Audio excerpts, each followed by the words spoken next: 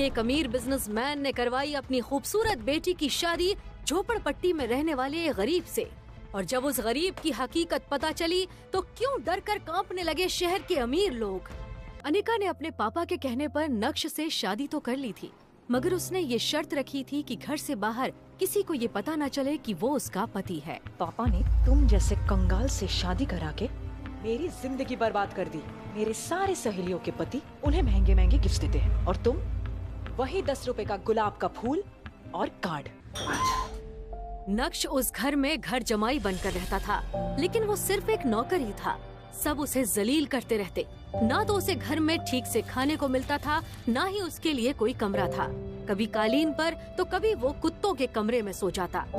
अपना पॉकेट खर्च चलाने के लिए वो एक जगह चपरासी की नौकरी भी करता था। अनिका ने अपनी सहेलियों को बता रखा था कि उसकी शादी विदेश जाकर हुई है और उसका पति लंदन में बड़ा बिजनेसमैन है।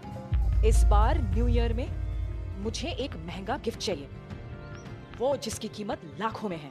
तुम्हें पता है मैंने आज तक इतने पैसे देखे भी नहीं है, कहाँ से लाके दूंगा इतना महंगा तोहफा। तो ये तुम्हें मुझसे शादी करने से पहले सोचना चाहिए था।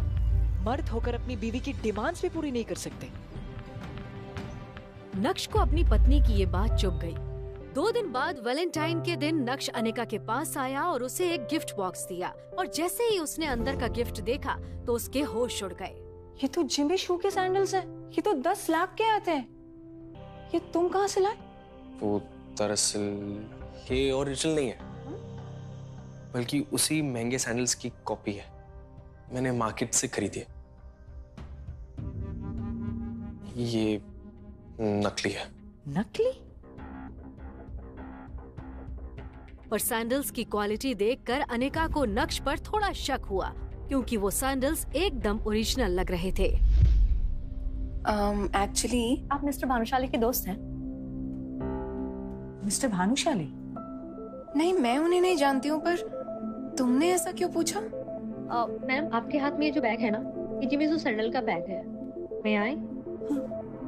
ये स्पेशल एडिशन सैंडल है मैम। इसकी कटिंग, इसका डिजाइन, इसका लोगो नकली बनाना इम्पॉसिबल है। ये इंडिया में कल दूसरा पीस ही बिका है जो मिस्टर भानुशाली ने खरीदा। क्या नक्श ही है मिस्टर भानुशाली, या नक्श ने चुराए हैं ये सैंडल्स? कहाँ से आए हैं ये लाखों के सैंडल्स बेरोजगार नक्श के पास?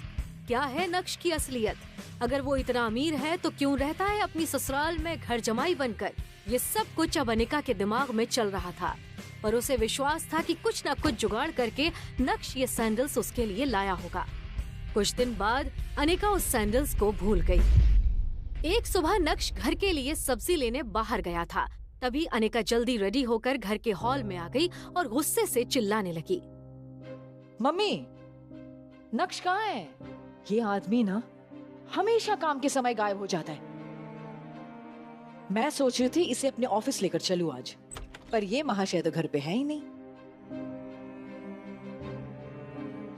नक्श, कहाँ थे तुम? वो सब्जी। मैं आज तुमको आखिरी मौका दे रही हूँ। मेरे साथ ऑफिस चलो और वहां कुछ काम कर लो। यहाँ घर बैठे बैठे तुम कामचोर बन गए हो। अभी चलो, तुम्हारी वजह से वैसे ही मैं लेट हो चुकी हूँ। मेरा बैग लेते आना।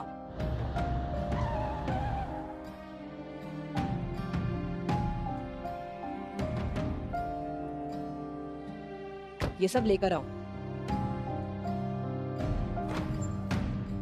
हाय विहान। यार अनिका, कहाँ रह गई थी तुम? पता है 1 घंटे से तुम्हारा इंतजार कर रहा हूँ। I'm so sorry Vihaan. कुछ लोगों के कारण घर से निकलने में देर हो जाती है। अब इसमें सॉरी की क्या बात है? खैर, ये देखो अनिका, भव्य साची का लहंगा तुम्हारे लिए लाया हूँ। तुम्हें अपनी फ्रेंड की वेडिंग पे जाना था ना, अब तुम ये वहीं पहनना। वाह विहान, ये तुम मेरे लिए लाए हो? हाँ, ये बहुत सुंदर है। Thank you so much for your gift. Vihaan Anika को इम्प्रेस करने की पूरी कोशिश कर रहा था। अनिका, ये लहंगा नकली है। क्या? ये ओरिजिनल की कॉपी है। ये क्या बक रहे हो तुम? कभी भव्य साची का नाम भी सुना है और इसे नकली बता रहे हो? ओरिजिनल लहंगे में सिल्क यूज होता है। इसका फैब्रिक भी अलग है और